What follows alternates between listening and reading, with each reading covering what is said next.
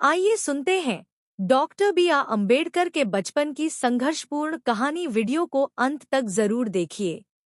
अपमान से गढ़ा गया बचपन। डॉक्टर बी आर अम्बेडकर के प्रारंभिक वर्ष। डॉक्टर भीमराव रामजी अम्बेडकर का बचपन गहरे अपमान और भेदभाव की भट्टी में तपा था। इन अनुभवों ने उन्हें गहरी चोट दी, लेकिन साथ ही भारत में दमनकारी जाति व्यवस्था के खिलाफ लड़ने के उनके अटूट संकल्प को भी मजबूत किया। उनका जन्म 14 अप्रैल 1891 को मध्य प्रदेश के महू में महार जाति में हुआ था, जिसे उस समय अछूत माना जाता था। उनकी शुरुआती यादें उन दैनिक अपमानों से भरी थी जो उन्हें और उनके परिवार को झेलनी पड़ी। उनके स्कूल के दिनों की सबसे मार्मिक और अक्सर सुनाई जाने वाली यादों में से एक थी पानी जैसी बुनियादी मानवीय आवश्यकता से वंचित रहना। अपने आत्मकथात्मक लेख वीजा का इंतजार, वेटिंग फॉर अ वीजा, में अंबेडकर ने उस असहनीय प्यास का सजीव वर्णन किया है जो उन्हें और उनके भाई को सहनी पड़ती थी।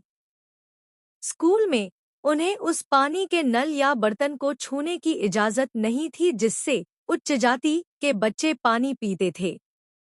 स्कूल का चपरासी यदि उपलब्ध और इच्छुक होता तो उन्हें दूर से पानी पिलाता था, लेकिन अगर चपरासी अनुपस्थित होता तो उन्हें बिना पानी के ही रहना पड़ता।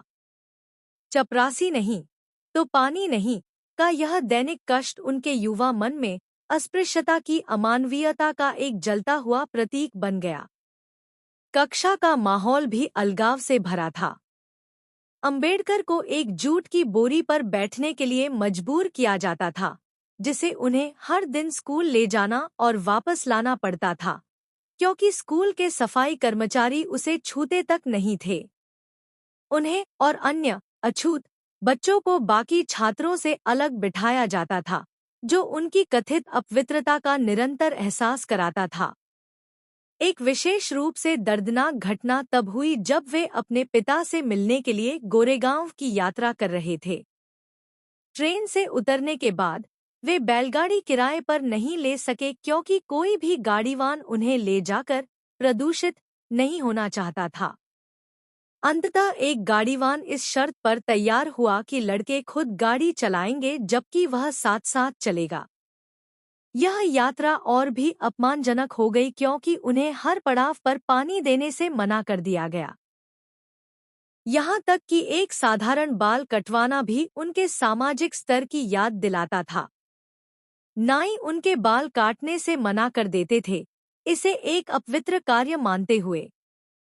उनकी बहन को घर पर यह काम करना पड़ता था। हालांकि इस व्यापक पूर्वाग्रह के बीच दया की दुर्लभ झलकियां भी थी। उनके स्कूल में एक ब्राह्मण शिक्षक महादेव अम्बेडकर ने उनके प्रति स्नेह दिखाया और उनकी बौद्धिक क्षमता को पहचाना। यही वह शिक्षक थे जिन्होंने स्कूल के रिकॉर्ड में भीमराव का उपनाम अम्बावाडेकर से बदलकर अपना उपनाम अम्बेडकर कर दिया, एक ऐसा नाम जो बाद में समानता के लिए संघर्ष का पर्याय बन गया। संस्थागत भेदभाव के इन शुरुआती अनुभवों, बुनियादी मानवीय गरिमा से वंचित किए जाने की इन यादों ने अम्बेडकर के मन पर एक अमिट छाप छोड़ी। ये केवल पूर्वाग्रह की अकेली घटनाएं नहीं थी, बल्कि एक व्यवस्थित और क्रूर वास्तविकता थी जिसने उनके विश्व दृष्टिकोण को आकार दिया और हाशिए पर पड़े लोगों के लिए सामाजिक न्याय सुरक्षित करने और जाति व्यवस्था को खत्म करने के उनके आजीवन धर्मयुद्ध को हवा दी। इस प्रकार उनका बचपन केवल व्यक्तिगत पीड़ा का काल नहीं था, बल्कि वह नींव थी जिस पर उनकी क्रांतिकारी विरासत का निर्माण हुआ।